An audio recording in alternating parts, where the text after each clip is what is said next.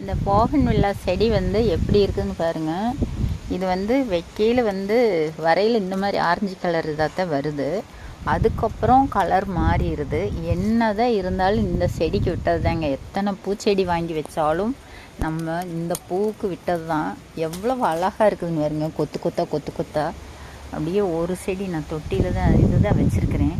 இது வந்து நான் ஒரு இது ஒடிச்சு கொண்டுட்டு வந்து வச்சது தான்.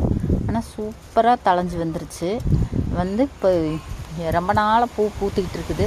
ஆனால் இதுலேயே 2 கலர்னு நினைப்பாங்க. நம்ம எங்களும் போய் நர்சரியில் வாங்கினோம்னா 2 கலர் அப்படின்னு சொல்லி தான் நினைப்பாங்க. ஆனால் நான் கொண்டாந்து வச்சது என்னமோ இந்த ஆரஞ்சு கலர் மாதிரி பாருங்க. இதில் இருக்குது பாருங்கள் இந்த கலரு.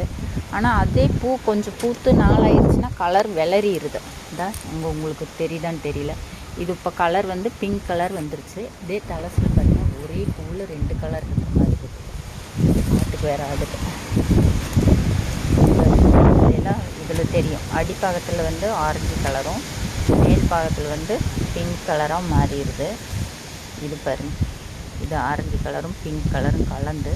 ஆனால் இதே பூ தான் வந்து 2 கலராகவே மாறுதுங்கிறது வந்து நம்மளுக்கு இதில் தெரிஞ்ச உண்மை. நான் ஒரு பக்கம் கேட்டேன், ஒரே செடியில் 2 கலர் பூ பூக்கும் அப்படின்னு சொன்னாங்க. ஆனால் நான் இது வந்து ஒரு ஒடிச்சு கொண்டுட்டு வந்து வச்சது தான். இந்த அளவுக்கு தளைஞ்சு இந்த அளவுக்கு 2 கலராக பூத்துக்கிட்டு இருக்குது. பூக்கிறது ஒரு கலர் தான், அது நாளாச்சுன்னா அது கலர் விளறிடுது. அவ்வளோதான். நீங்களும் இந்த மாதிரி 2 கலர் பூக்குதுன்னு ஏமாந்துடாதீங்க.